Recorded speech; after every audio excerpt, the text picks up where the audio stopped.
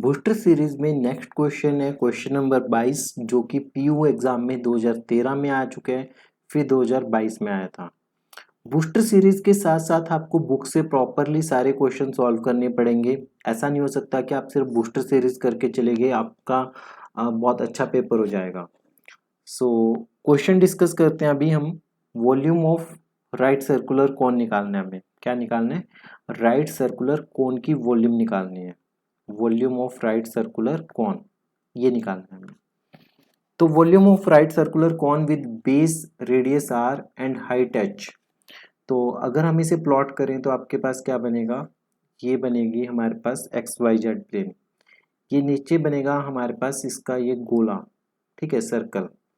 और ये बनेगी हमारे पास इसकी कॉनिकल शेप। ध्यान देने वाली बात ये है कि कॉन की इक्वेशन को आप ऐसे विजुलाइज कर सकते हो कि एक सर्कल है जिसकी हाइट के साथ रेडियस कम होती जा रही है। एक सर्कल की जैसे जैसे आप हाइट करते जा रहे हो वैसे वैसे इसकी रेडियस कम होती जा रही है। जैसे यहाँ पे गए, यहाँ पे गए, ये सारे एक सर्कल्स हैं, पर हाइट के साथ उसकी रेडियस क्या होती जा रही है? कम होती जा रही है। ठीक है, तो जो इक्वेशन ऑफ कोन आपके पास आएगी भी, तो उस केस में क्या होगा?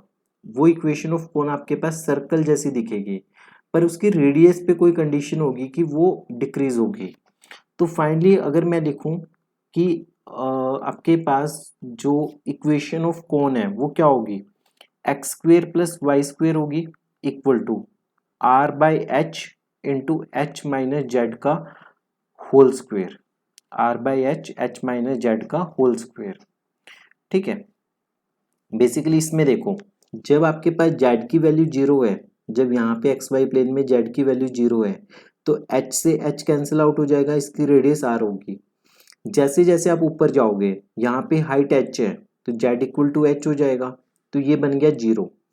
तो हाइट के साथ इसकी रेडियस डिक्रीज करती जा रही है। ठीक है, जैसे जैसे एच इंक्रीज करता जा रहा है वैसे वैसे ये पूरा फ्रैक्शन डिक्रीज करता जाएगा। तो फाइनली अब करना क्या है? हमें वॉल्यूम निकालनी है। वॉल्यूम निकालने के लिए क्या होता है? Triple integration. ट्रिपल इंटीग्रेशन यहाँ पे सबसे पहले y की लिमिट्स आएंगी, फिर x की लिमिट्स पुट कर देंगे हम, और फिर z की लिमिट्स आपके पास आएंगे 0 से h। मान लेते हैं फिलहाल के लिए ये पूरा नंबर आपके पास क्या है? ये पूरा नंबर मान लो y है, मतलब कोई भी नंबर मान लो, इसे a मान लो, आप इसे कैपिटल A मान लो।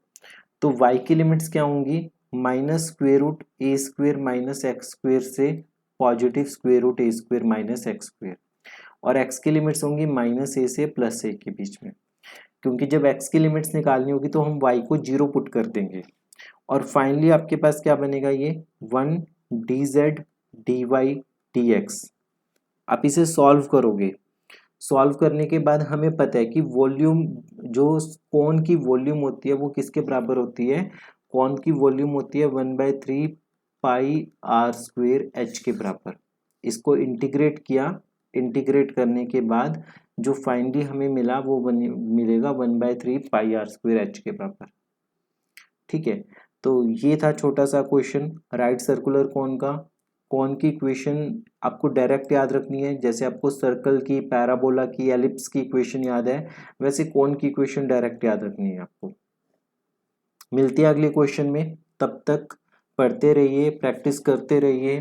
कमेंट बॉक्स में लिख के बताइए कि आपको कोई भी डाउट है या फिर वीडियो कैसी लगी।